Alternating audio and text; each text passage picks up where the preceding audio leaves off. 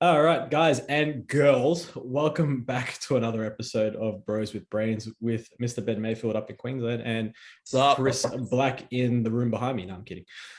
He's from home, which is also in Melbourne. How are we, lads? Very good, mate. Very good. Absolutely beautiful.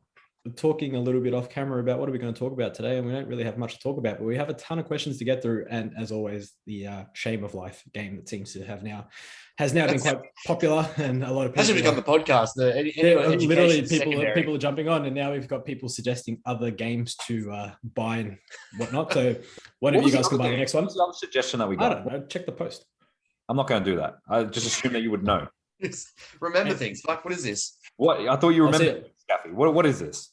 Right, my brain's not functioning these days, as you know. So let's have a look at the stories and see what the game is or what it was. Was it the Spice of Life or something? Is that the one we've got? No, we've got Shame of Life currently. Shame of Life. All right. Oh, she said if you want to spice things up. I see what I've done there. I've conflated the two. Okay. My mind works in mysterious ways. Yeah, that's what we'll call it. I'm trying to find it now if I can bloody work it out. Too many bloody stories on my Instagram. Do we have any news in the meantime, gentlemen? Any news? Any news? What have we got? Surely something's happening. My news, I'll give you news. I got 85 followers in a week because I basically sandbagged on a person's bloody stupid training video because they decided that apparently rotating your foot. Did you get any hate? Did you get any hate? No, not one single fucking thing.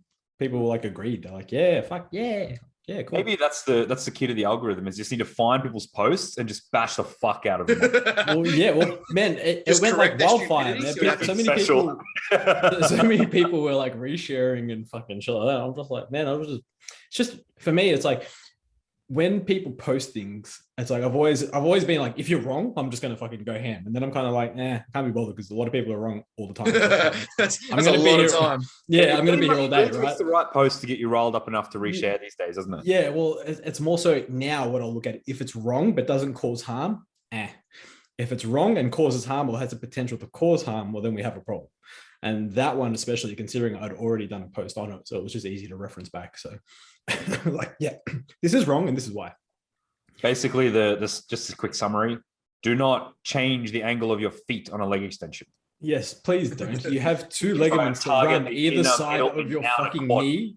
Yes, like your knee runs one way. Like, it only works in a straight line and it flexes and extends. That's it. There's no internal, external rotation at the knee. Don't try it. You think I wouldn't have to say that, but I did in my post just in case. Well, because, it's not as always, don't do drugs. So it's not a shoulder. So don't treat it. No, exactly right. It's just like it literally does two actions. It doesn't have planes of motion, different planes of motion and movement. Doesn't change the way it moves. Doesn't matter if you're fucking inverted or not. You can only still flex and extend.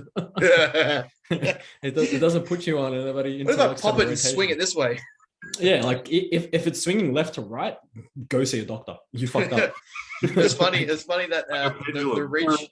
The episode of The Simpsons when Bart breaks his arm and he blames Lisa. The babysitter. Yeah, it's like my prognosis: bad babysitting. Dr. Hibbert? Yeah.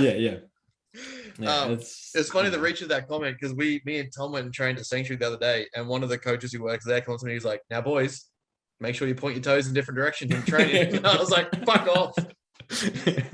That means Scaffy's Australia wide now. Yeah, it's just made me famous. It's like a new tier of made it. It's like Australia wide, world wide, Melbourne wide. Moved outside of Victoria, and now we're taking over Australia. Let's start calling Scaffy the COVID of education. I don't know if that's a good thing or a bad. Calling him a pandemic. I was like, wait a minute. We went and trained, and there was like 50,000 people in the gym. You're all listening. You're all fucked. Yeah, it was weird. Like last Wednesday, we went to do legs, and there was 4 people in the gym. Today, we went in, and there was 45 people in the gym. We're like, what the fuck's going on here? Like, what's happening? Is there a photo shoot going on? Guys, I don't come down until January. Relax. They got the date wrong. They're getting that early. Yeah. Oh my God, is that Ben Mayfield, Mr. Athletica? They're prepping for Ben's arrival. So they're getting the training and dieting in. They want to be in good shape when you rock up. No, they just get it done, so they have to be near me when I come down. Stay away, fuck! Don't come in. Oh my God, he's here! He's here! Hercules! Do the muscle! You're gonna be like, you get a t-shirt, you get a t-shirt. Yeah. Everybody gets a t-shirt. Everybody gets a t-shirt. Just make sure you share, tag, and like and subscribe, please, and join the member site.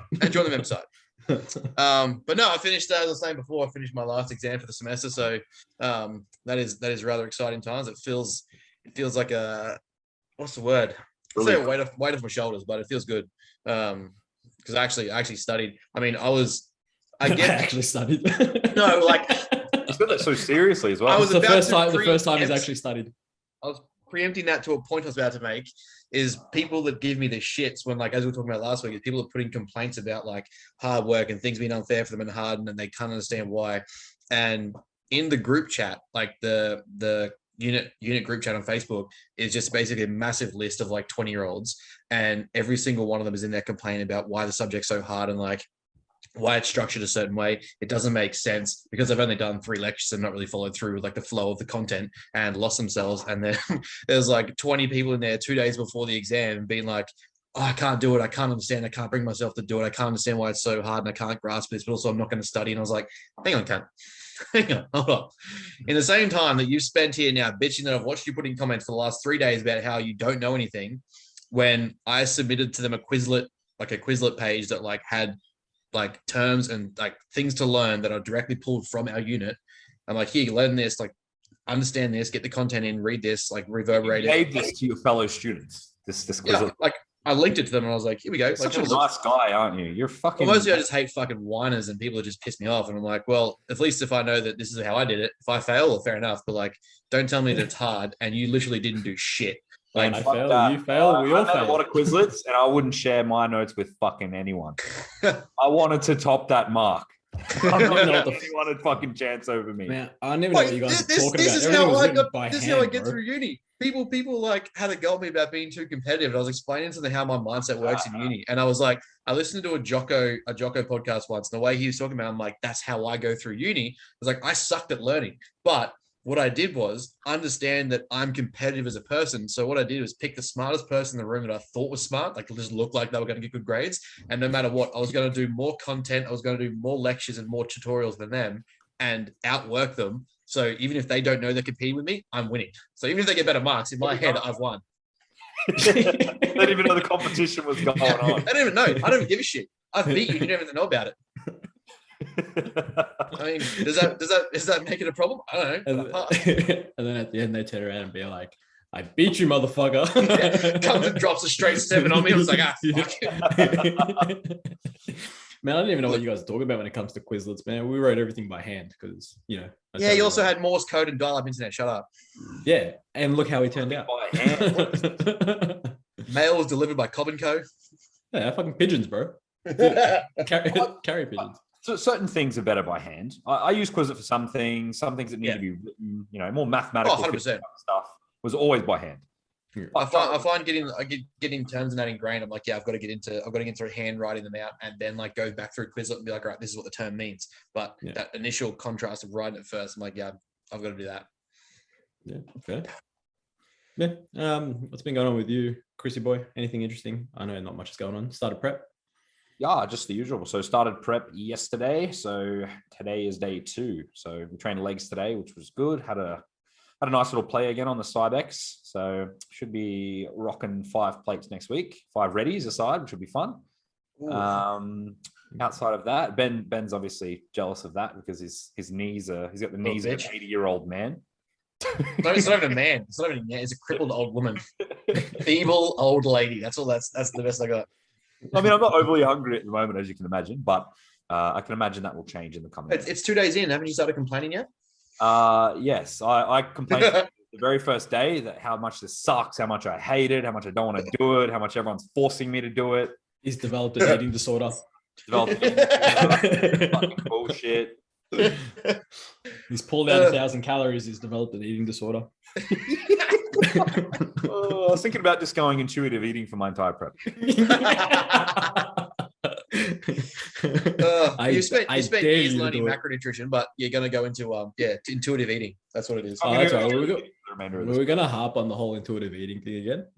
Informative eating versus intuitive eating. It's beating a dead horse, but flog the fuck out of it.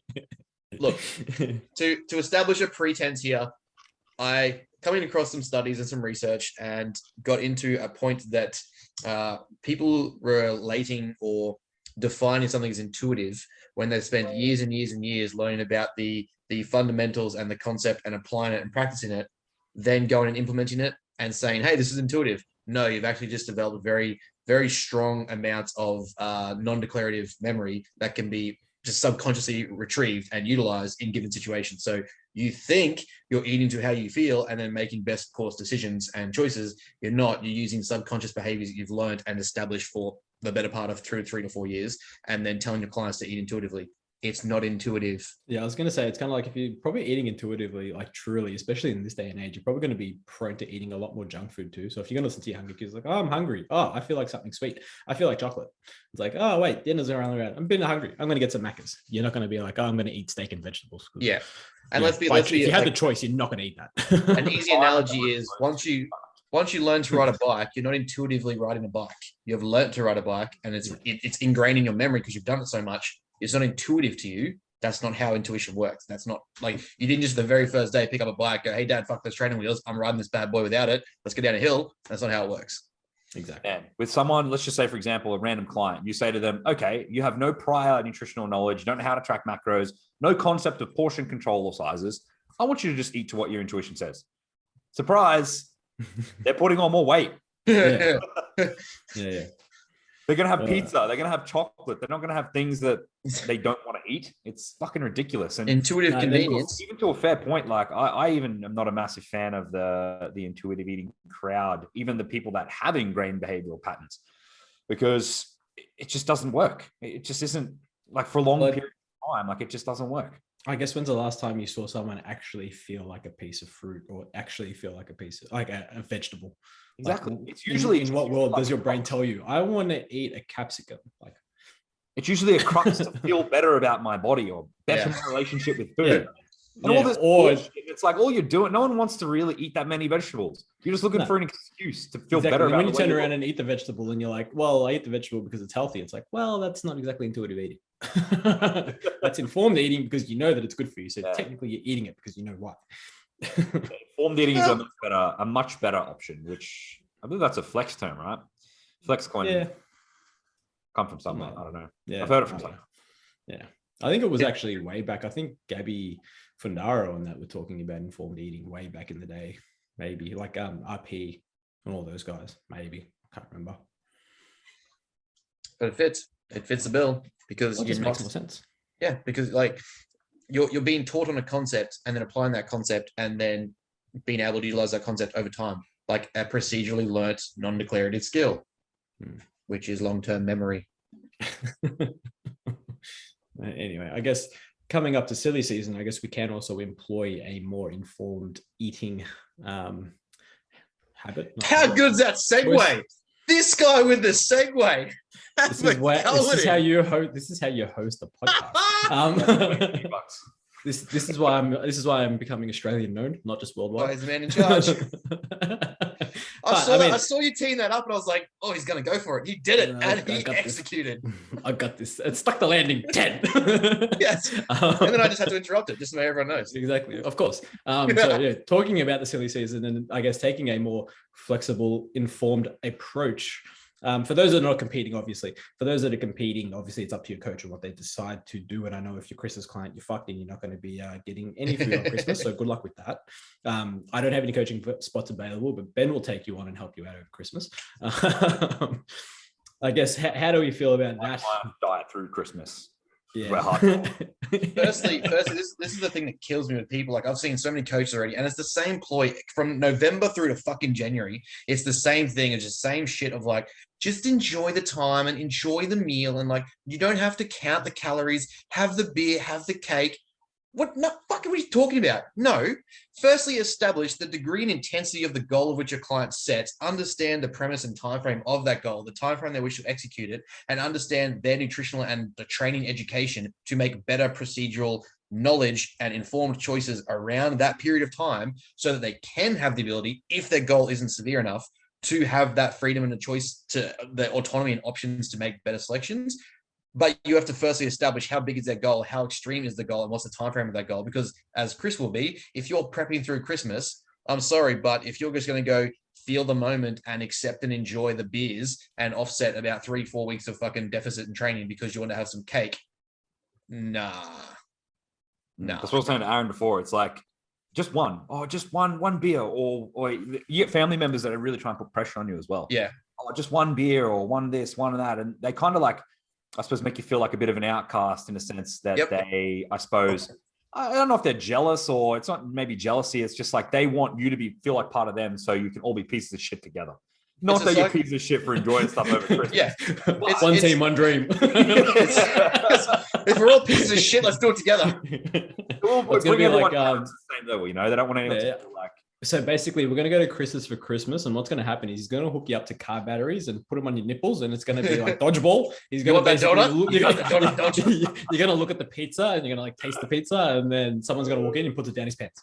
No, but what Chris is saying there, it's a very heavy psychosocial concept. Is that as a Western culture, a lot of our stuff is ingrained in collectivized socialization, eating, and nutrition. So everything, drinking, eating, hanging out, it's all ingrained where we do it together, and we have these like intertwined concepts where you're the weird one because you aren't like when I was in prep last, and I'm guaranteed Chris has been through it, and Scaff, you'll go through it when you go through prep. You want to go hang out with people. The first thing they say is like, well, where are we going to eat? Or like, you know, where can you eat? I was like, well, why don't we go for steps? Or like, why don't we go with black coffee? Or why don't we go do something? Yeah. Like we can meet in the middle ground. Doesn't require that we just simply eat or drink. I have to eat food. Yeah. Exactly. But and like, we can take food. We can take food with us. Exactly. You look at me weird because I'm going to pull out my Tupperware. Yeah, exactly right. Well, like, and like the fact is too that there's like this ingrained compulsion to have everyone drink because you're drinking, and it takes so long to set up friends and social circles where they get past the point of asking you to drink. I still get some mates that are like, oh, so like, do you want to have one? Or what about one? And they'll be like, you can tell the people who've been around me longest because they'll be the ones who just ask like, do you want a Pepsi? Like a Pepsi Max? And there'll be ones that say, do you want a beer? Or do you want a drink? Can I get you a drink? I'm like, I'm good. I'll have some water or Pepsi Max when I feel like it. It's a foreign concept to them, isn't it? It's like they cannot fathom that you don't want to have a beer with. Yeah, and it's not about you. It's not about you personally. It's like I can hang out with you on my own, but it's the choice I'm making each time, like towards the goal, the degree of goal that I have and what I'm doing.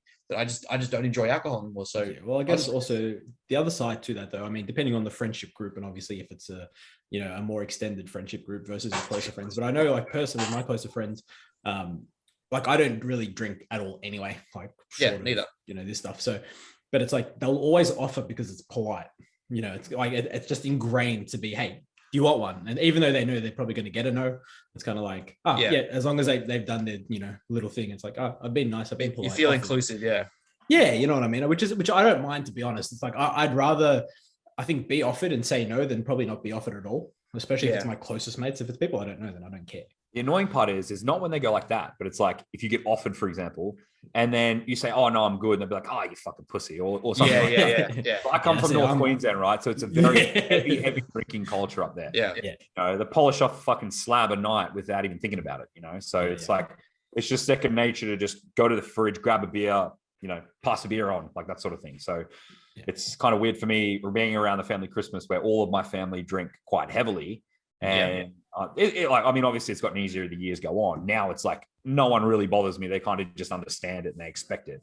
But many years ago when they first probably didn't understand bodybuilding or what I was doing or why I was doing it, I would get a lot of like, "Oh, you're a pussy for not drinking. You're a pussy for this, pussy for that," and it's just like, fucking hell, come on, mate. Leave me be. I just want to go train and fucking get a meal in. Well, that's fair. I guess the other side to the silly season then, I mean, for those that aren't dieting, but those are, I guess, more the Gen Pop, or let's go, a little bit more than Gen Pop, that like to train, like to keep on top of their nutrition, but don't have those specific goals of obviously getting on stage or competing or anything like that. I mean, we can look at a more informed approach, right? Like, they might have a goal of losing 3 or 4 kilos, for example, versus, dieting down for stage, where we can simply say, hey, look, on Christmas or whatever it is, Christmas Eve, depending on your ethnicity, enjoy the food. Just be mindful of what it is that you're genuinely eating, only because, if you go too crazy for too long, you're probably going to set yourself back a week or 2 or even 3 weeks versus, having a once-off meal and even trying to include it as like a refeed or even a diet break, right? Yeah, exactly right. Like it's like there's a multitude of options you can take. Like I've seen people badmouth it. I like calorie banking. I like the idea of like in worst case scenario, something like a Christmas week. Let's take a bit of food off you on when, especially if you are someone who's rigid enough to enjoy macro tracking for what it is instead of being hung up about it causing some sort of eating disorder. The same people that do that are the intuitive eating crowd. The same people that fucking shit on, calorie banking are the intuitive eating ones because it's going to give me an eating disorder. Yeah. Yeah, no, instead of like assessing my week to come or the week going, and I can make an informed choice like, all right, cool, this is going to happen. I know that I've got these events and these events. I'm going to consume probably some fattier choices because I'm going to be eating out, or someone isn't going to be tracking my food for me specifically. So I'll allocate some extra calories there by taking away from carbohydrates here, and I'll apply them on the day. I'll still be mindful of my food choices, but I'm going to assume that the food I'm eating has some higher calorie density to it. So I'll allocate a bit more of a lenience to that day. So when we say calorie banking, what we're talking about is, let's say that I've got an event Friday night, it's Christmas Eve, and I'm going to have a few extra beers, or like I'm going to have some extra food because we're going out.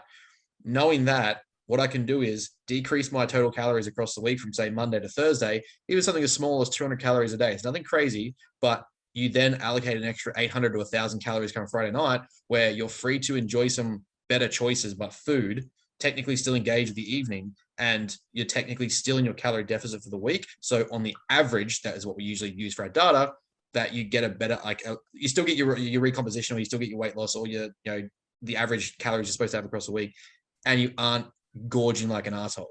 So it's a simple tool. It's a play that it's like being mad at a coach who uses a specific play because he knows it's going to work. Like, what do you mean? It's an easy way to reduce total ingoing calories to enjoy the time where it will matter that you may eat some more and still get work towards your goal. So Ben's given calorie banking. I'll give a strategy as well. So in conjunction with calorie banking, I may also use something like a protein modified fast for the day. Yes. Days leading up to it, where maybe that's too extreme, bro. Sorry. Meat and veg. Well, I've been doing for the last 6 fucking weeks, bro. Basically, what I've been doing for the last 6 weeks. You could run something similar coming into Christmas if you wanted to have a bigger meal and not really think about it too much, and still, adhere to some level of a deficit, because you are, in essence, creating such a massive calorie deficit over the course of the week that even that one day is not going to throw your total weekly intake out. So the way you can set up that protein modified fast, like I said, is just protein, veg. Make sure it's like a lean cut of protein. You could go a little bit of a fattier source if you wanted to. It's just going to be a little bit higher in calories. Piece of fruit, and then if you need to train on that day, just throw in maybe an intra-workout carbohydrate, something like a cordial, staminade, whatever you want to use. If you want to get fancy and use like a cyclic dextrin or something like that. Yep. That will get you 90% of the way without really having to think too much in terms of like, okay, I've got to eat 200 less here, 200 less here, 200 less here. But again, it comes back to the severity of the goal. So if it's only 3 or 4 kilos, you don't really need to do too much, Yeah, I'm just going to tell you. Aaron, why don't you give us an approach as well? So we got protein modified fast, we've got calorie banking. What's something else you'd like to give? The other side, okay, I'll take the other side of the equation. So we're looking at both energy in and energy out, right? So you guys are contemplating the energy inside. So we can also look at the other side, and instead of calorie bank, I guess energy bank, where our output for, let's say, prior to the event, we can look to add in a little bit of extra output to, increase expenditure and potentially increase the deficit from that standpoint, which is the way I tend to do most of my stuff with most of my clients. I don't like taking away food. It's, unless obviously it has to happen, because sometimes it does. But most of the time, people just overestimating how much they move. Yes. And it's like, you're not moving as much. And we have all these tools in place that we can use. And it's kind of like setting a baseline of movement. So, whether it's 4 training sessions a week plus 10,000 steps, just a vague, example, we can turn around and say, hey, for the week prior and the week after, we're going to just up you to 12,000 steps a day. And that could be just enough. It could be, hey, we're going to give you 2 20-minute cardio sessions for the 2 weeks. So what week leading in and the week after. And that could be just enough to offset the amount of calories we're potentially going to consume on that, day or event or whatever it is. So that's probably how I go about it. Between that and calorie banking, I like both. So I think the best part about it all is it works in conjunction with each other. Like they all they all work hand in hand. Like you get like the best of all of those worlds when you just implement them as just tools. Like they're just simple tools that you can implement and utilize. And that way you've got calories banked up from using a modified fast, and you've increased your deficit. So the risk of you gaining, like fat gaining during Christmas Day, when you've been offsetting with extra activity anyway and increasing intensity over the week, is very minimal. So it's a bit extreme for say Gen Pop maybe, but if you're really rigid about actually getting the results you've come to us for, and actually after implementing a few simple strategies like this combined together is just arming yourself with the best weapons to execute the job. Yeah, like I know last Christmas. So I know last Christmas with my clients. Oh no, sorry, not last Christmas. It would have been the one before, because considering we had COVID, the year before that, when we had some powerlifting comps going on in January, February, before obviously lockdowns and shit happened of last year. That Christmas period, I remember in December, I pushed everyone's diets and deficits pretty hard so that they could get to Christmas Day and, even the Boxing Day or even New Year's Day and basically chill and just enjoy themselves. But we created such a deficit and created so much weight loss because they were coming in for a weight class sport that we had them well ahead of where they needed to be, that anything that they really ate, they could have had 8,000 calories for that day, and it wasn't really going to do much in the long term leading into that comp. So that's probably another a tactic that I like to use, where we increase its expenditure or we decrease its food, or do both, and then do that for a period of time, get them ahead in their goal, and then say, hey, okay, we're now level again because we're going to have Christmas and New Year's Day where we're going to chill out, enjoy yourself with the family. Don't necessarily focus too much on the food, but obviously don't be stupid. Don't eat like a dick, effectively. Just going to touch on alcohol as well, because that's obviously a massive one around the Christmas period. So just keep in mind that it can be a massive killer of your deficit if you are going to consume a lot of food and drink a lot of alcohol. So I think knowing your numbers there is important as well. So just to give some clarity, for like a general spirit, you're probably looking at about 3 calories per mil.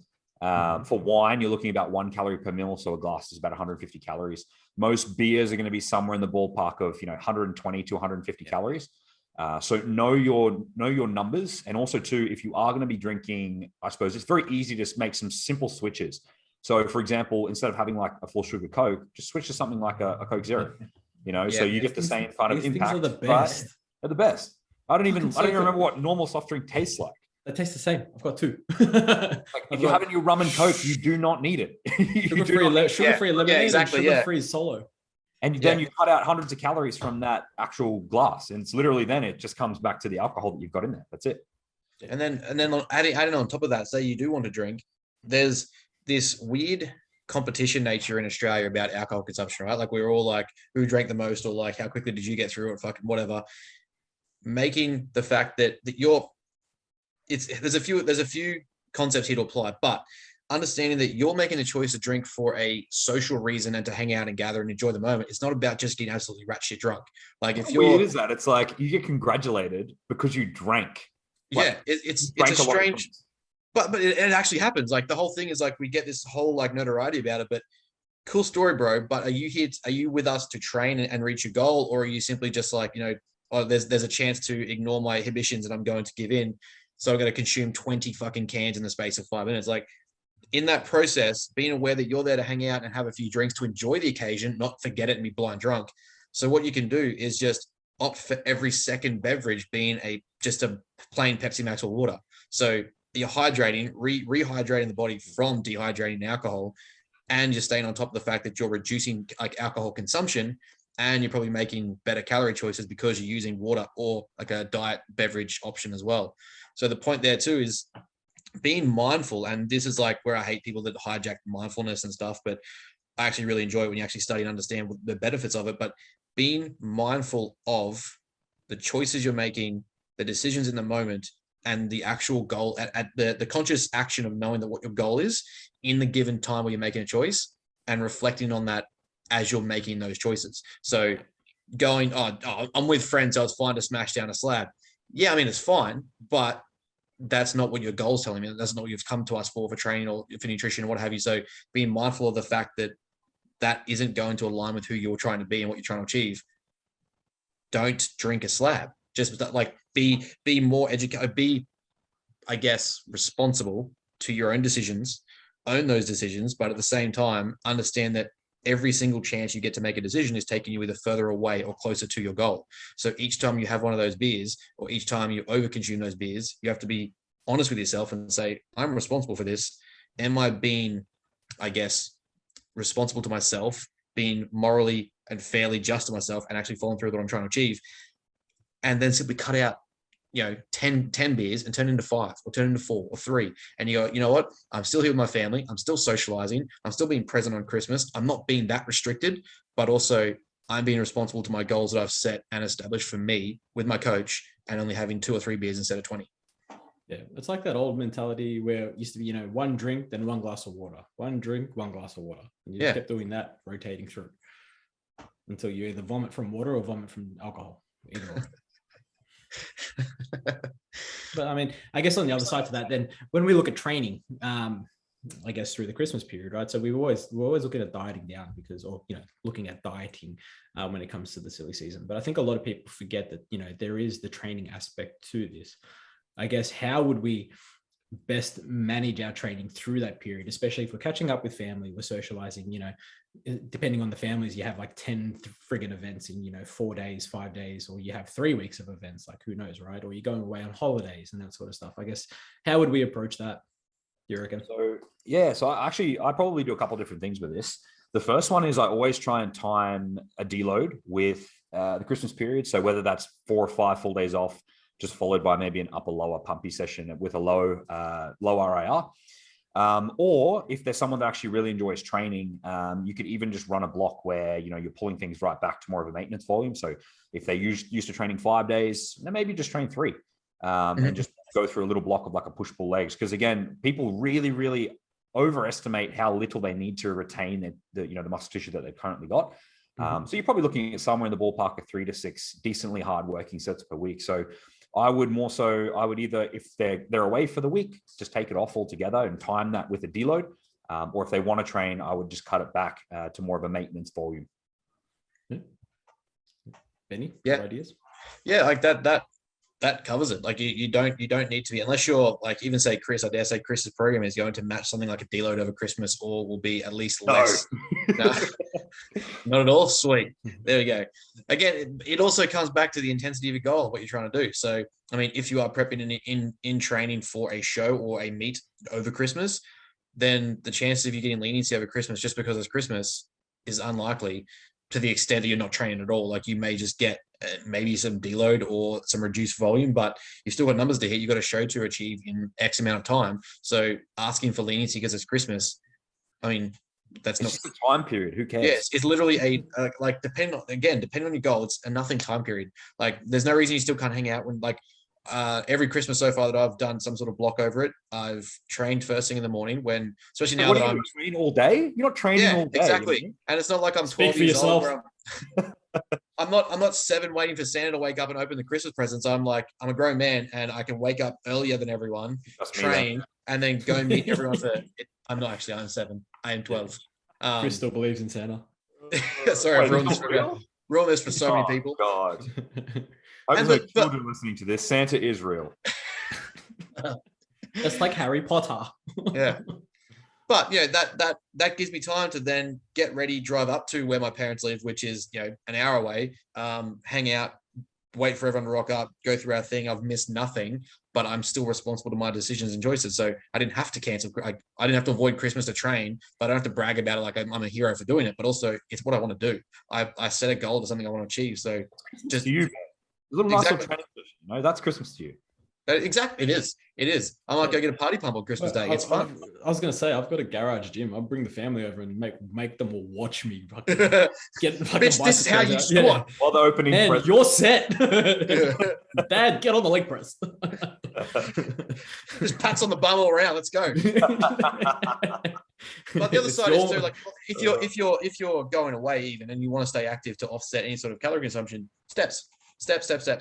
Like steps is one of the most underrated utilities that you have at your disposal that requires no knowledge. Just walk, get up and enjoy the sunrise. That's one of the few things where it's like, just do it and enjoy it, because you're not going to get like, it's not an offset or like detrimental.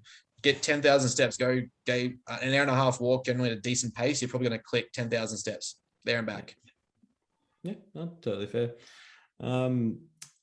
Should we move into some questions? I believe we've got a lot, so yes. Apparently we've got a few. Let's go through the good ones, because I mean, there's a couple of good ones. Don't get me wrong. They're all good ones because we love our listeners and they all give us great questions. Give the people what. That too. Well, we've still got to get through Shame of Life. We're going to be here for another 3 hours the way we're going. Should we go with something we spoke about that Christmas period? We talked about it for fucking ages. Apparently, Christmas is a good trigger point.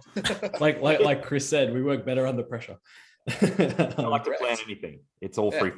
None of this is pre-planned. Do we want something funny? Something? Let's start with something funny. We've done a lot of serious stuff this podcast. All right. A weapon of choice in a zombie apocalypse. Ooh.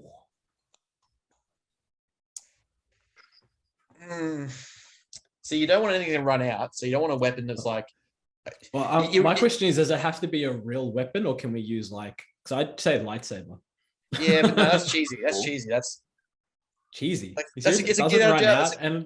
That's a get out of jail card. I feel like it's got to be real. It's probably got to be. Otherwise, I'm going to go with a fucking wand. I'm going with the Infinity Gauntlet. Game over. Yeah, the Infinity Gauntlet. Yeah. Well, you run the risk of killing yourself. Oh well, it was meant to be. I do that every week. Had the right idea. 50% of the population. Yeah. No, I can't. It's gonna be real, but you can't be. Fine. I mean, my plastic lightsaber. It's gonna bop them all. Boop. Like I would love, as long as I had a wet blade, I'd love a katana. Just cut straight to the head. I was thinking katana, but like then you got to sharpen it. Yeah, I've got a katana, but same thing. You have to sharpen it. So yeah. So then, like, I guess, yeah, you go on like a proper heavy hammer type, just fucking not even heavy, just a fucking straight to the skull. Baseball bat or like a golf club. Yeah, something traditional, just like a baseball bat or something. Because like a gun like the barbed wire on the end. Yeah, especially in Australia, like you don't just have like 7.62 lying around to go refill your fucking M16. It's in America, so like you're not going to want to pick up like a gun that's going to be run out of ammo in the next week. So you kind of want to look at something that's, hey, I can just repeatedly beat people with this. Yeah. Yeah, but it just means there's no saying that we get another magazine, right? It's literally just whatever's in the gun. It just says, weapon of choice. It's not Resident Evil where there's just randomly another round of clips lying on the floor. Oh, this manages to fit my gun. Cool. Especially not in Australia where we just carry around guns for no reason. Yeah. I have 12 in my bum right now. I'm back in heat. Shit is full, son. All right. So do we want something more educational in this one? Yeah, go nuts. Educational. What do we got? Discuss the future of the fitness industry with threats of, I'm assuming, closures or threats of lockdowns and whatnot. I think we're on the opposite side of this now, to be honest. I can't see it. I mean, maybe, are we talking like for the future now, or are we talking like, well, I guess how about we look at what it's currently done to the industry and what it could potentially do to the industry going forward? I think we're going to have a drastic loss of one-off gyms that couldn't sustain that small pain, like that small community lifestyle that just didn't get funded. You're going to see an emergence of the higher dominant powerhouse gyms that have a cheap model of access, variety of income streams, revenue streams, and a large membership base purely based on the fact that they can draw to everyone. And you're going to see a lot of everything's going to be 24/7 purely for dispersion of crowds. So it's not going to be like, what's the word? You're not going to want to have too many people closing together. We're still going to be just ingrained to be scared of that now for a while, I think. And you're probably going to see even the fit stops and stuff like that. You're going to start seeing them run virtual classes. So they'll start doing, not virtual classes, sorry, they'll start doing, they're not holographic. What's the word? What's that? Yeah, well, that too. Yeah, they're gonna do. They're called like the projector fucking classes where they're literally just like they're preset. They're pre-recorded, and you just go and pick up the equipment and do your session. It's like, there's a couple of gyms that do it at the moment, and F45. no, like without trainers, like there's no trainer there. It's just like, yeah, but the trainers don't do anything in F45. They've just got the exercises literally on the screens, and all the trainers do is walk around and be like, one more rep, do this, cool. yeah, girl, hit it, Fergie. High five. But I think you'll see that the fact that will open to 24 hours. So you'll start seeing that option that they'll do 24 hours and they'll actually get you in. Like you can just basically come and go and do your class. Sort of like a 12 round, but 24/7. I was going to say 12 rounds. Yeah, right? You just come in, enter your point, or do the class. There's classes running all night, and you'll just be able to go in just to diversify the crowds and break people up. Yeah, I actually think you nailed it there. I've been talking to a few people, even just like normal people that are not in the fitness industry, just like going to random gyms around the place. And they reckon that like on the floor now, like there's a quarter of the people that were in there. Now, I don't know if that's just, it's close to the end of the year and people are just like, oh, fuck it, I'll just start again next year. Or if it's like, they just generally are scared and don't want to go to the gym because they're worried they're going to catch COVID or something. I don't know. But I think you nailed it there with the smaller gyms kind of shutting down, because even we've already seen so many gyms here in Melbourne just shut down because not all the single ones not being able to kind of sustain the longer term picture. Whereas like, you know, the bigger ones, the Anytime Fitnesses, those sorts of things, they're like a pandemic. They just don't stop growing. They're fucking everywhere. Every shop corner, fucking everything. I agree. Totally fair. Something a bit more serious, something a bit more fun. Interesting though, like before we digress off that, is we're going to see an encroaching on markets, which will be interesting, is that there's just going to be a lot of like, there's only so many people in Australia and all of our populations exist in basically centered mass around edges of the country. So you're not going to get diversified territories like in America where there's 360 million people living in the same landmass continent as us. You're going to get these business models where territories start to encroach on each other. It's going to make for interesting market employees and price options. Like you can only put so many worlds near each other. You can put so many Anytimes next to each other before they're either not owned by the same person or they have to do something marketable to be different. So it's going to lead to just a lot of people, especially people who just bought into the franchise model early when it came in, like, yeah, now I've got to get my franchise up because, you know, we're coming out of COVID, whatever, and I've got to get it going again. You're going to see a shit ton of more of those types in the same areas and kind of trying to do their best draw card. So it's actually a pretty good time to watch out for sneaky deals and shit, because the faster that expands, the more you're going to start getting cheaper gym options because they have to be cheaper than the one next door. 100%. Should we do a fuck, marry, kill? For a sneaky deal, aren't you? Under the table, obviously. Ben is a sneaky man. So fuck, marry, kill. This would be interesting. Mulan, Snow White, and Sleeping Beauty. This gets dangerous. Yeah. This gets dangerous real quick. This is tricky. I don't think I'm going to be able to kill Mulan. Yeah, Mulan. Yeah, she's got the strength of a raging river. Yeah. She'll kill him. She's killing all of us together. She'll gut you like a fish. So I'm probably going to marry her. Sleeping Beauty, well, like she's basically dead anyway. Yeah, I can't sleep with her because that's weird. So, she's dead. You can't. I was wondering who's kind of anyway. My immediate thought, but I don't want to be the first. She's kind of already on the way to death. So say it. We're just going to speed that up a little bit. The mean witch dropped some roofies in there. And I guess we're marrying Snow White. I'm exactly the same. Yeah. Sorry, Sleeping Beauty's. She's getting killed. She's basically got a foot in the grave already. So. You're not really offering much to the realm that you're a princess in anyway, right? Like, what are you doing with the kingdom? No, she's just sleeping. She's just fucking nothing. She's a little fucking. You're on the tax bill doing literally nothing. So like most politicians and fucking royal types, but she's already asleep. Although I think I would swap Mulan and Sleeping and the other one. Snow White. Yeah. Well, at least you can get the dwarfs. They can help you around with all the but like chores and shit you got to do at home. Or they could join in. Anyone who's surrounded by that many dudes, they're not friends. Just friends, babe. Yep. Okay. Just a friend. Okay. How many are there? Like 9 dwarves? How many dwarves? 7, isn't it? 7. Yeah. Snow White and the 7 dwarves. Yeah. 7. Yeah. Cool. Chris is talking about his penis and that. I was just talking about. It's 9, right? 9 millimeters, yeah? 9 micro. We could do another one on a fuck, marry, kill. How about Tupac, Biggie, and Nas? Oh, See, Well, I mean, this is funny because this for me, this so is fucking Biggie, bro. This is easy for me just because East Side represent. So like, I'm killing Tupac, even though he was born in New York, but he decided to claim he was from the West, so we fuck him off. I'm probably going to marry Biggie because I'm pretty sure he's still more rich than Nas. Fairly sure. So I'm a bang Nas. I'm marrying Biggie. I like his music. Killing Tupac, and I'll marry Nas because he's got all the money now. It just means you'll bang Nas. Yeah, it's fine. You can't marry Nas and Biggie. Oh no! Actually, I'm gonna marry Nas. Okay. So you're banging Biggie. I'm banging Biggie. Yeah. You're banging Big Papa. Yeah, Big Papa. Just so I can sound banging. Yeah. He's gonna turn around and say, "I love it when you call me Big Papa." Because then I just want the chance to take that name off him. Yeah. Woo! He just turns around and says jokes on back, you, bro. baby. It's just like, who's your daddy and what does he do? What do you got, Ben? Yeah. Oh. Yeah.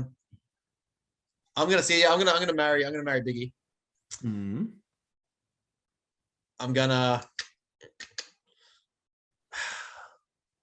You're Tupac, man, aren't you? Nah, I love me some Biggie. I got into Biggie before I got into Pac. But I do love Pac. But Nas. I love his music, but I'm East Side all day. Did you say Old Town Road? No, Nas. Doesn't he sing Old Town Road? That's Lil Nas, bro, not Nas. I was singing Little Nas this whole time. Okay, and this is the end of Chris's tenure on the podcast. I told you, this is the issue with modern hip hop. Yeah. This is I need to be more specific with the names, This is the issue with far north white boys. Yeah, no. I like Nas, but I'm gonna. I'm gonna marry Biggie. I'm gonna fuck Pac. And I'm gonna kill Nas. Fair. All right, and then we do one more serious one, and then we'll move into shame of life. Yeah, right. All right. There was a good one here. Where was it? Oh, what about the one that? Oh yeah, there's two good ones. Okay, we'll go two good ones, and then right. two good ones, and then we'll.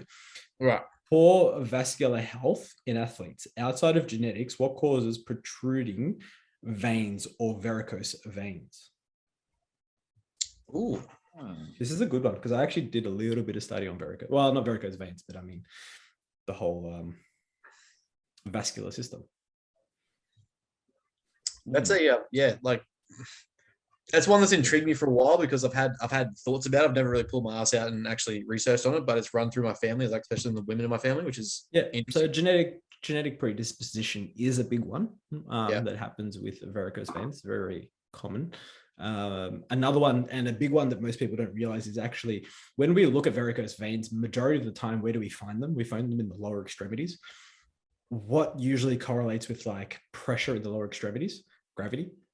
So when we have damage in the lower extremities, especially in the veins. So for those that are listening, pretty straightforward. Arteries, blood goes from the heart. Veins, blood goes back to the heart. Veins are always superior. So they sit higher towards the surface of your skin compared to the arteries. They're a lot deeper. Obviously, they're a lot more protected. What happens is if you cause any sort of damage, superficial damage, you can also create these blockages and these pools of blood that happen in the veins. And what happens is because they have to return to the heart and usually standing up, all day or whatever it is, it just makes it harder from a gravity standpoint to return up higher, and basically just pulls and causes these varicose veins. So that's like a really big common one outside genetics for that particular question. There you go. Explains old Nicky boy. Yes. Exactly. Well, I mean, I actually, to a degree, I actually do have some in my calves as well. And I was saying to Aaron, one of the reasons that I don't train calves, outside of the fact that I don't enjoy calves and I have decent sized calves, is that I don't want to worsen the varicose veins. Yeah. All right, humble flex brag in there. Oh, I've got carbs. Look at me. He's got good carbs. I don't need to train them. He's got good carbs for physique. I didn't realize you're doing fitness this season. ICN bikini. You're ICN, right? ICN. So yeah, that was a big one. I remember like reading into that sort of stuff, and I thought it was quite interesting when it came to gravity. I was like, oh, hello, makes sense. Can't really argue it. Is there a possible way to reverse them? You can get surgery and stuff like that, and potentially opening up the veins. But is that liquid injectable thing actually real? Is it any good? I've seen a few things. I don't know. I'm not very familiar with like treatments for varicose veins. There's so many like little fucking things you can get off the shelf at the chemist, but who fucking knows if they work or not? Likely not. Yeah, like I'm not familiar with that stuff. I just know that that's one of the other courses outside of genetics, which was very, very interesting. It makes complete sense. It's pretty logical, I think, and pretty straightforward. The other question that we did get, and this would be a good one. I'm just going to go into our group chat and look at the photos because I know I sent a screenshot, make life easier for me. Understand protein has a significant impact on satiety, but could use your lights. So could you shed some light or feedback on fat intake too? If this is proven, I hope it could benefit other listeners. So does having 20 to 25% of calories from fat intake per meal result in a reduction of appetite between meals compared to a 5 to 10% from fat with equated calories? Well, I mean, if you look at this from the thermic effect of food, obviously protein is the most satiating, but also has the highest thermic effect of food. Mm-hmm. Whereas if you were looking at something like a carbohydrate or a fatty acid, I mean, fatty acids are they're both relatively low in terms of thermic effect of feeding. So I suppose, we can talk about all three macronutrients if we want to kind of get into it a little bit more, but I suppose what I initially think about is with fatty acids in terms of their ability to slow down digestion, they definitely do have the ability to slow, foods passing through the gastrointestinal tract. However, in saying that, I suppose it depends on what this individual has their preference towards. Like if they have a body composition goal, then likely prioritizing carbohydrate and protein is going to be of a greater importance than prioritizing fat intake. So, those percentages, 20 to 25% per meal seem quite high. However, I'm not sure what this individual was asking in terms of goals, if it's just like in terms of overall satiety, but I would much rather, I suppose, go with more of a higher, I want to go with something that's going to have a significant impact on performance, something that's going to be the primary source of energy in all anaerobic or most anaerobic activity above 30% intensity. So, obviously carbohydrates are going to be the primary mediator of that. So that would be what my preference is. So regardless of whether or not they have a massive impact on satiety, I would say that even if you look at something like the satiety index, the majority of those foods are combinations of macros. They're never just fat intake on their own. Exactly right. So fat and carbohydrate together. Potato, fat and protein or fat and carbs. Popcorn, they're all combinations of fat and carbs rather than just solely fats on their own. So you can see how satiating you think it'd be if you grabbed a fucking jar of peanut butter out and you just spooning it into your mouth. Yeah. Eat that whole thing.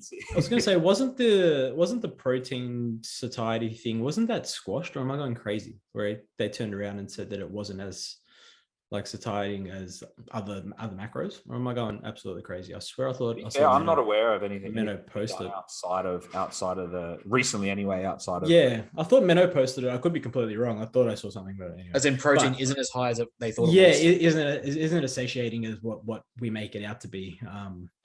In terms of the macro splits, in terms of which macro is more satiating than the other, it just doesn't seem to be that much. It's just more so I think it takes a little bit longer to digest depending on what you're having it with. But is that another part of the conversation though? Is how long do that feeling of fullness, especially going through say you're going through a cut and you are rather hungry. Well, that's what satiety is, right? It's feeling full. Well, perception of fullness. But perception of fullness. Saying that too, you'd just be better off changing the energy density of the meal, right?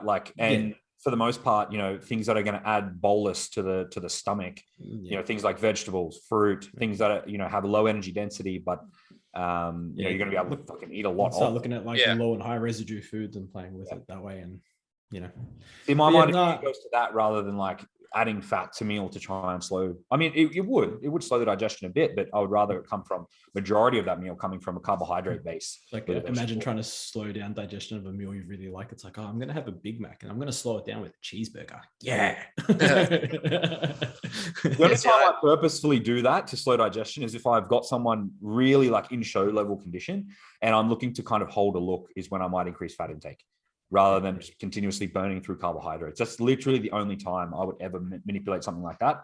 Yeah. That would be it. Yeah, well, that's when you get them like stage ready, like 4 weeks out, and you're like, okay, we can just hold this. Look, let's increase your fat intake and coast you through, and then just carve you up before show.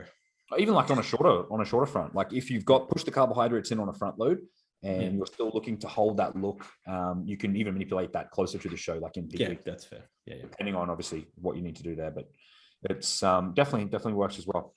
Yeah, I completely agree with it. I mean, fat, like Chris, provided you carbohydrate loaded first. Yeah, that's well, in terms of the question, I think. Yeah, if I'm pushing in fats and you haven't even had your carbs yet. Oh fuck. We're gonna have 900 grams of fat. Yes. I look for like, especially for recon clients who are just simply trying to get back into understand dieting, getting protein and carbs first and using a minimal fats approach for a health function, but reaching a minimal level for them that they need and opting for the calories to come from carbohydrates for performance, and like obviously making sure they have adequate protein intake for optimizing recovery, building muscle tissue, things like that. But like for a lot of people, large amounts of fats, especially like large amounts of fat as a macronutrient addition to their diet, aren't really that necessary. Like I find, especially when I'm bulking, to get to a point where the only reason I start to increase fats or double increase my fats is just to make calorie consumption easier. Yeah.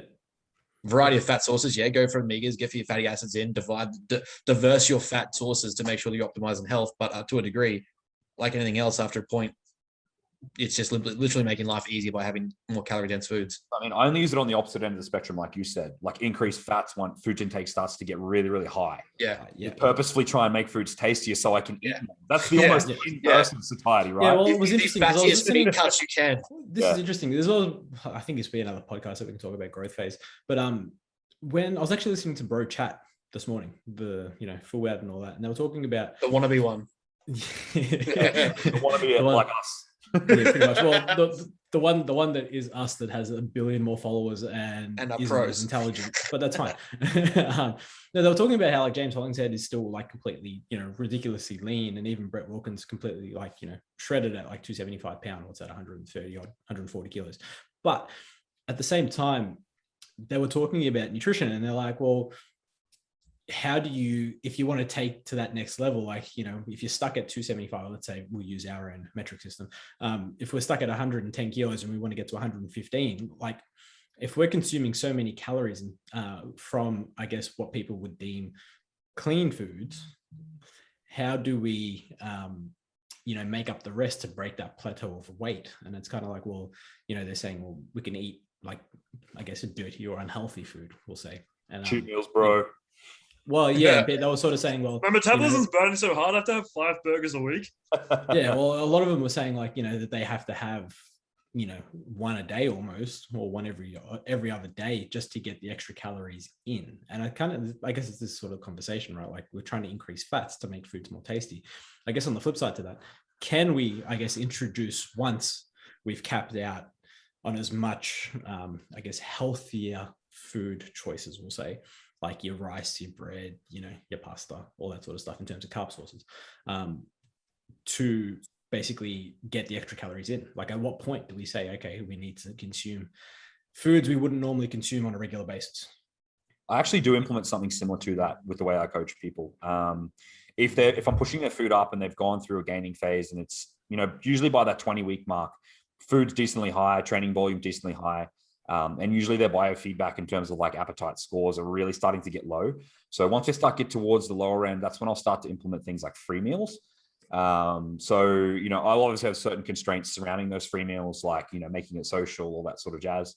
But I typically use that as a means of increasing overall energy intake without necessarily having to have more macronutrients on any one given day. So just so it gives them a bit of a social reprieve. It gives them a bit of a reprieve from the actual monotony of gaining, which can be Yeah. And that typically is enough to get them past that sticking point. So whether or not you give them 1, 2, 3, free meals a week on top of whatever their intake is, that's typically the way I'll kind of use it to kind of increase that, intake, so they can start bumping that weight up to see that rate of gain that I'm looking to see. So I definitely think it has utility to it, provided, obviously, this is a big caveat, is the fact that they've already hit their minimum RDIs for fruit and vegetables. Yeah, of course. Yeah. Minimum fiber intake, all those things. Provided they're all in place, then I don't see it. I guess it's more so getting across the dirty bulking isn't really a thing these days, and it's understanding, the difference in actually bulking it's not like a full-on cheat day. Like, just 70,000 calorie challenge. Over 3 days. Like all that sort of stuff. It was just interesting listening to them, and it's like I could understand what they were trying to articulate. They just couldn't really get it across as much, and they kept using these words like cheat meals and clean foods and dirty foods. It's like, it's ironic how they do the same thing though. They just, the terminology around what they do is they just apply exactly right. It's the same. Yeah, well, that's it. It's just the terminology is just interesting. It's just like, well, how do we do this in a better way, or a more practical way? It doesn't really, I guess, demonize, because like food. Would you call foods? We're still doing that. Would you call like fattier cut meats bad foods? Like, you could just simply like an easy way to get more calories in is just have someone opt for fattier cut meat. So you start getting into pink fishes, you start going to thighs instead of breasts, you start going to untrimmed rumps, or like blade steaks instead of just getting the straight trimmed eye fillets. Like, there are a million different ways of making a good food more bad, but really it's just denser in calories because the fats are still associated to it. Yeah, exactly right. I mean, often too, like if you watch a day of eating that they might do, like that cheat meal is like usually something like burgers and fries, or something from In-N-Out or Five Guys or something like that. So, and it is only one meal. Like, it's not like, unless you're fucking Juan Morel and you're having 20,000 calorie cheat. Oh, fuck, that makes me feel crook. Something we haven't actually touched on before, but like, unless you're doing that, like most of them are not going crazy. It's one meal and then they're back on it on the next one. So essentially it is not really, I wouldn't say a cheat meal, because in a sense it is controlled, and usually they do have an idea. It's just the terminology around what they're doing is flawed. Yeah, no, that's completely fair. Should we move on to shame of life? Yeah. All right. So this would be interesting. I guess that's a good episode for next week. We can expand on that. Growing and cutting. Right, so listeners, please remind us next week when we try to what we're talking about. Please ask us, we're gonna forget. When I throw up the Q&A, say, remember guys, you're talking about bulking. I guarantee we're going to have something in the conversation in our chat, and we're going to be saying, so what are we talking about this week? Like, who's pissed us off this week? What did we see on Instagram this week? We should make that a segment. I think it starts getting people to tell us what they saw. Yeah, like what have you seen on Instagram that pissed you off? That's definitely a thing. We have to do that. Yeah, like what have you seen in the fitness world that's pissed you off this week? Let's have a look. No, anyway. All right, so a debate. What is the classiest tattoo for a baby? For a baby? A butterfly tattoo. A tramp stamp. A dream catcher on the head. A rose on the foot. Their last name in Old English across their shoulders. Not even their name in Chinese symbols down their shoulder. Really, it just says special fried rice, $25 a kilo. It's actually a QR code. If you scan it, you get the menu. I was actually going to say QR code these days. Yeah, you can do the barcode across the back of the neck. It's a QR code now. Yeah, pretty much. Would it be its gender, or can we not do that? It's like QR code scan. What gender am I today? Let's find out. Biological, or what I identify as.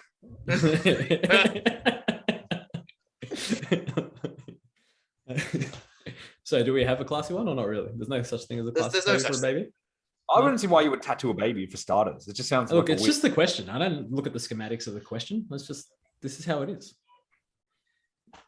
I mean, usually they're getting circumcised already or something like that if it's a guy. So it's like, it's just more pain you got to put this poor little fucking baby through, you know? I mean, you're not He's wrong. off the mutilation, Gavin. Fuck me. You have 24 hours to gather 1 pint of animal semen. What is your strategy? Well, it depends on the animal, I suppose, right? That's the whole point. Like, what animal are you going to pick and what's your strategy? Use my own because it's a fucking horse. I was going to say because you're a goat, but whatever. Well, I'm also the goat. I'll take that. Yeah, I was in something weird like a fish or something because you know when they ejaculate in the water, and I can just go behind them and like scoop it up, a little beaker or something. That's a long day. Have you ever caught like a fish before and like it's a male and sometimes it just like it pisses or ejaculates? Yeah. Oh, you sick fuck. He's just saying hello. Saying hello to you. He's saying I like you. What do you know? What's your animal? And fuck, man. I'm trying to think of the easiest way to get around it, but I don't think there is any. I'm trying to think of what he's done in the past. I mean, there was this one time. What would I as an animal? I didn't put peanut butter on my balls, I swear. I mean, I don't even know, to be honest. I'm trying to think of fucking how animals do things and then like work backwards from there, but I can't think of anything. My brain's really not functioning. Yeah, but I don't even know how to address that. Like, yeah, that's what I'm trying. I've got. Have you seen what's the movie with Sacha Baron Cohen and what's his face, the English guy, and their brothers, they're spies. One's a spy. One. Do you know which one I'm talking now? Nah. And it's just like they're in Africa on a mission, and it's just like they get stuck inside. I think it's an elephant. And then they just see this other elephant's dick just come straight through and it's just ramming, like they're stuck in this elephant's like asshole. It's fucking hilarious. The movie's so stupid, but it's so funny. It's actually, I'm trying to think what it's called. Hold on, I'll tell you. It's actually really funny. Pornhub.com. Pornhub.com. No. What are you doing, step bro? I mean, we know how to milk that. Hold on, what's it called? I'll tell you. Grimsby, the brothers Grimsby. No, you got me beat. I don't think I've actually seen that. No, it's funny. It's stupid, but it's funny. But yeah, I have no idea. I don't think I'm going to go old school and like jack an animal off. I mean, you could do Van Wilder. If you really want to that makes me crook every time. I don't think I've ever looked at a Long John the same way again. I've not been able to eat one since then. I'm like scarred from that moment. In that movie. Such a good movie, though. It is a good movie. What do we got? Which horror movie reality would the card reader be least likely to survive in? Fuck, how do I get stooges on that one? What does that even mean? Which horror movie reality would the card reader, me, be least likely to survive in? So I feel like you're probably going to die in the Texas Chainsaw Massacre. Nah, fuck that. I'd kill that guy. Okay. Easy. Freddy Krueger. Freddy's the only one that scared me in terms of watching movies. Yeah. Nightmare on Elm Street, Freddy Krueger. Just take Trent and night sweats, don't even go to sleep. Mate, I didn't say it. We've been pretty good on the Trent. That's what it feels like. Freddy's there when you're on Trent. You are Freddy on Trent. You are Freddy. You become we haven't been on the Trend Talk this episode. It's been. Yeah, that's right. I had to throw it out there. I have to make sure the listeners know we still talk about it. Oh yes. Your worst nightmare. All right, here we go. Dicks for hands or hands for dicks? Or in Scaffy's case, dicks in hands all the time. Yes. All right. You got me. Dicks for hands or hands for dicks? I'm gonna have to go hands for dicks. I think so too. Yeah. Makes the most logical sense. I just got two knobs. You got two knobs on the end of your hand. Like, what is that? You basically got two nubs floating around. It's like I said before when you come on the podcast. I can't send you the link. He wouldn't have any issues windmilling, would he?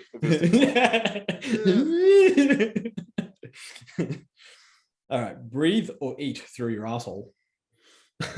Well, breathe. Have you seen the other episode of South Park where they try to convince everyone that like if you put food in your ass, it comes out of your mouth as shit? Nah. No. But my question is, this is my question to that. Can you still breathe if you sit down? Don't know. It's I think we can go along with the train of thought as we like. That's just the initial question. That's the only thing that worries me is because if you need to take a shit, you can't do it sitting on a chair. You need to be sitting on a toilet, right? So I disagree. I mean, imagine if you like if you're breathing, does that mean like you don't have a nose, or do we still have a nose and then just also breathe out of our ass? Like, what's the go? Because then if that's the case, then well, I guess what the other thing to that is like if you sneeze, like did you fart? Did you sneeze? Like we don't know. But like you go to do a deuce, you just get a massive waft of your own shit. Just like you're breathing as you're just out. Like, continual repetition. Yeah, that's fucked. What a vicious what's the movie? Was it Human Centipede? Like that's what I was thinking of, was Human Centipede. I don't know why. Man, actually, if you were part of the Human Centipede, where would you want to be situated? Oh, the top. I mean the front? Yeah, the front. Yeah, sorry, like the first person. Lined up. Yeah, the you first gotta be the person. first Yeah, person. I want to be the front. I want to be the front.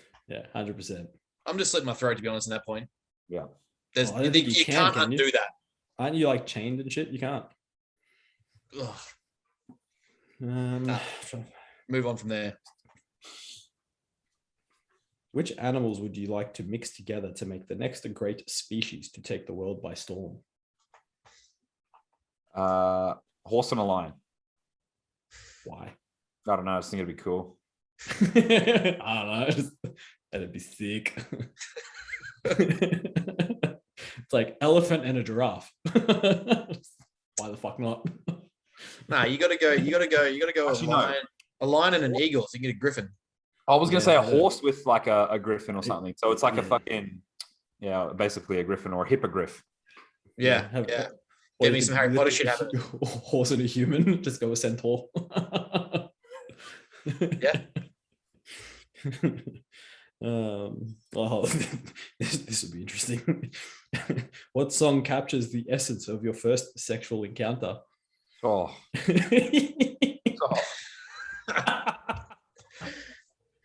Here's a better question. What was your first sexual encounter?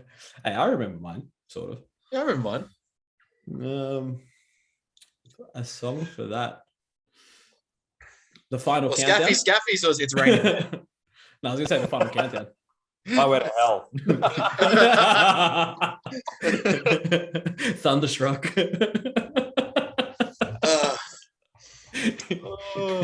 I would say for her it would be The Gambler, because she doesn't know it's going to be good or not.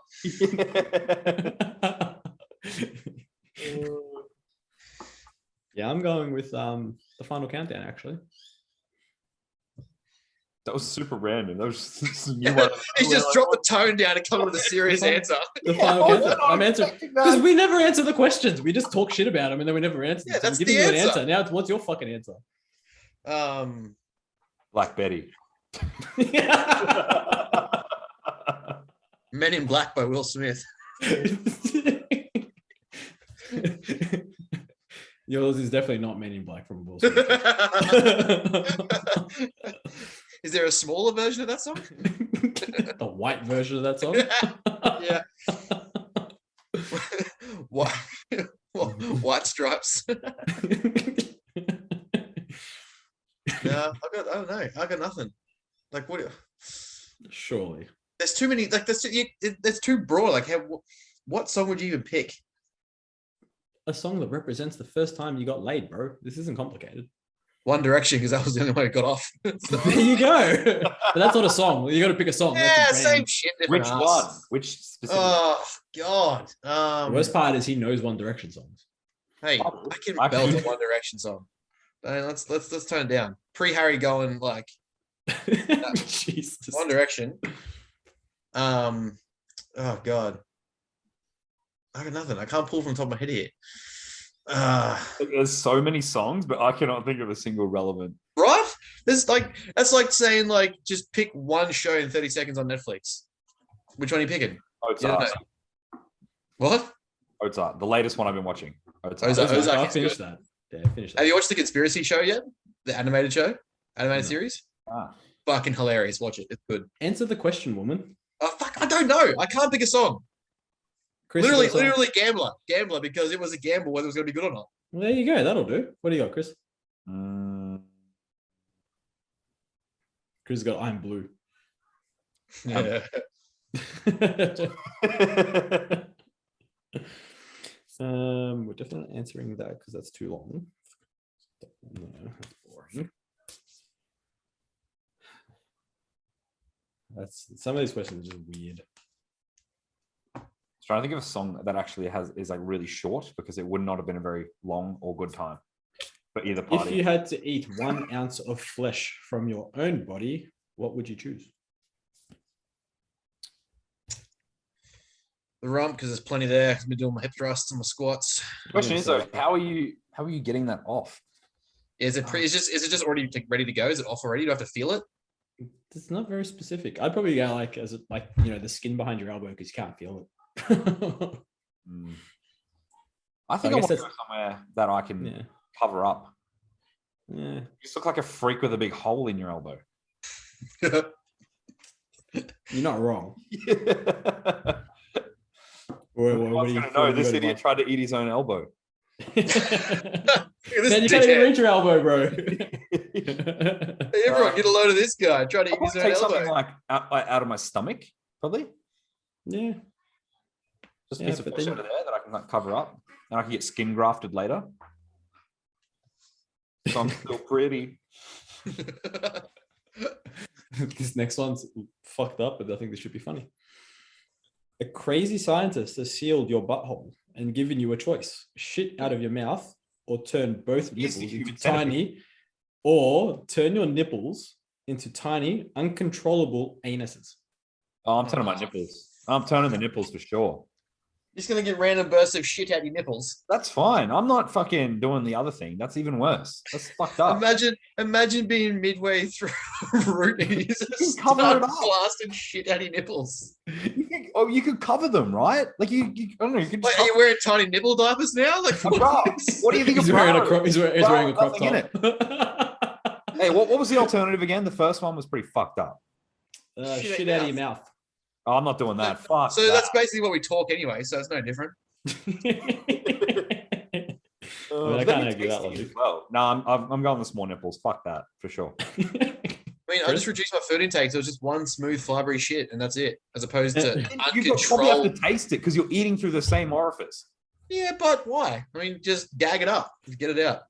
Fuck that. So Ben, are we going with the mouth? Yeah, I'm not getting random nipple shits. I'm going nipple shits. Yeah, I think I'm going to go nipple shits on this one. I think I'm going to go nipple shits on this Ben, you're fucked.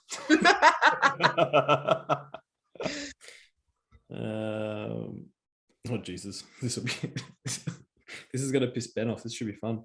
Oof. Girl power. We have Baby, Scary, Ginger, Sporty, and Posh, but they need a 6th member for a comeback tour. What will your name be? Well, it's 2021, so it can be anyone. There's no judging. There's no criteria. It's how I feel on the day at the time. I got nothing. It looks like he's going somewhere with it. And nada. I got nothing. Call me useless. We're fucking really shit at this. You guys fucking suck. I apologize to you yet either. I'm hosting. Hey, you're barely the mediator. You just like, no, you know what guys, he does? He asks the question, so he doesn't have to answer them. And then I'll answer them. I've answered every single one. Yeah. We just I've answered every single one every time. Thank you very much. I am polite and allow you two to go first, and then I answer last. Spice, eh? I'm gonna go cinnamon. I knew you were gonna say that. That's also his Saturday name. I will go. What do we got? Who are they again? Baby, Scary, Ginger, Sporty, and Posh. You're Harry Spice for sure. Oh, I was gonna go Scummy. Yeti Spice. I was gonna say something just completely the other way. Yeah, let's go Scummy Spice. I'm going Cinnamon Spice. Cinnamon Spice and Scummy Spice, and then Ben has got one. Fucking useless Spice. Delirious Spice. Delirious Spice, yeah. The fuck done from uni Spice. Fuck Spice. All right, last one. The worst last meal to have on death row. Oh, wet bread. No, actually, soggy bread. No, soggy bread. Fair, like a homemade burger or something, and they put the tomato on it. And it goes all the way through. Yeah, no, I'm with you. Off chicken. Oh, I mean, that'd make it interesting for everyone else because you're basically going to explode as you shit yourself and like. Well, basically, you're probably going to be dead before you make it to death row the next day. So yeah, save yourself the trouble. But then even worse if they put it back. Raw chicken. Yeah, but like I feel like with this, it's like the worst last meal to have on death row. It's like, are we assuming like shit food, like is in like uncooked and all that, or are we just saying just like a proper meal? Worst, the worst. Yeah. Let's go proper meal, but worse. So yeah, like the worst selection of. Yeah. Like I don't know about you guys. Like I've had African food, and I'm like I love most foods. African food, I just could not eat it. Like I just something about it. Maybe I got to try it again, but I could not eat it. The tastes, the spices, everything. I didn't like it. I'm kind of like in my head that'd be like if I was gonna die, I wouldn't want to eat that as my last meal. If that makes sense. You know what I mean? Anything in particular, like a particular dish of Africa? So I can't remember the names of the dishes. This is a long time ago. This is like 8 years ago. And it's like that's why I haven't had it since. But yeah, like man, I don't know. Just something about it was it East African? I want to say food. So whatever that entails. But yeah, like that wasn't fun. That's all I gotta say. I don't think I could do eel. I like eel. Eel's nice. Eel. If that was to come out in front of me as my last option, I'd be like, I'm going dead hungry. Yeah, fair. What do you got, Chris? There's not a food that I don't like. Surely. There's honestly never been anything. Actually, surely there's going to be a particular cuisine you don't like. Probably something with tuna in it, to be honest. There you go. I fucking hate tuna. Oh, there's nothing I like. Fuck, I hate tuna. Yeah. He's just he's mentally blocked it smell. So far down. Yeah, it's just smell. Probably tuna and just plain salad with no like dressing. just lettuce. Which is lettuce, yeah. That's the most typical office worker diet I've ever heard in my entire life. Yeah. Honestly, though, lettuce with just some salt, some vinegar, some no, oil. there's no salt and vinegar. Like I prefer that over like fancy salads. Like I can't eat fancy salads with all the fucking shit in it. It's just like nah. Yeah, I hate getting like I get a salad and it's covered in all this extra shit. I'm like, bruh, I just want my greens, my leafy greens. There's some like cherry tomatoes, some onion. Just keep it basic. Even that's too much for me. Literally, lettuce, salt, vinegar, oil. Done. You don't want even just one cherry tomato in there as well? Just nah. Fuck yeah, it. so just give me lettuce. Trash. I'll eat the whole bloody thing. Like I'll eat the whole fucking lettuce head and just give me that and just pour vinegar on it and just fucking down it. Okay, that's this guy's gone through some hard times, guys. He's just eating what he can at the moment. The diet's real, bro. Yeah. Struggle straight at the moment. Like, and speaking of, I'm gonna go eat food because I'm hungry and it's 5:45. Yeah, you guys keeping us late and shit. Yeah, fucking Ben. We work on Queensland time, thank you. Can we do later tomorrow? Dick. Anyway. Fuck that guy. Before we wrap up, as always, anything coming out that we need to know about from anyone? I've got nothing going on bar a mentorship. That's about it. Still working on my courses. No, started working on my courses. So next week I'll still be working on my courses. After that, I'll still be working on them again. Yeah, so I'm going to call Strength Lab and tell them to fire you. He says he's working on courses. I haven't seen any progress. Yeah. Where's your mark? Where's your KPI mark? Because I want to have a look. Yeah, no, as usual, the membership is up and running, which is probably the most excited about because it means I get to do a lot of work and a lot of research and content providing for next to nothing. So thrilled about that. Yeah, if it's something you're interested in that you're not quite ready to commit to coaching yet, or you still want to learn a bit more, it's encompassing everything around psychology, training, nutrition. I'm gonna have some ghost writers, some guest content creators and writers in there as well. So I've already got a few articles that are up, ready to go and be read. You also get access to any books that I put out. So if any ebooks that get made, you get for free. So it's all part of literally $10 a month. Yeah, cool. Sounds good. Well, that's it from us here at Bros with Brains. As always, thank you to the listeners for tuning in. We don't know why you keep doing it, but we appreciate you. It's more and more each week. And as always, if you do have talking topics for us to discuss, let us know, because as you can tell, we do this on a whim sometimes. So let us know if that dumbest shit you've seen in fitness is a good idea. Like if you guys, yeah, let us know about that segment. I haven't seen anyone else do that. It's a good segment. yeah, I like that. Because then we can take the dumb shit that James Smith says, because sometimes he has like an undertone to it. Where it's like, I get the idea, but you're also an idiot. I love how much you hate James Smith. I don't follow him. Like, instantly, the only person that you go back to every time is James. Do I follow him just for content? Like, is that what we're doing? Yeah, I mean that's what I get sent to us just as content. So I'm like, cool, this guy's a moron. Yeah. When you want to pretend that you were lean because you did 1 mil of nemesis. He doesn't even know it. He doesn't even know it. He's the guy that was in my class. He was the guy in my testing class. again. He doesn't even know. I hate you. Yeah, I'm Anakin and he's Obi-Wan, except I'm better. He's gonna cut your legs off and leave you to die. He's gonna get the high ground. You turned her against me. You did that to yourself.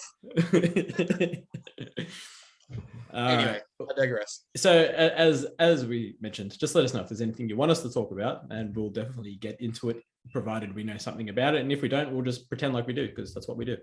That's coaching, right? That's how coaching works online. You just pretend. That's it from us. As always, guys, thank you very much. Peace. Thank you, guys.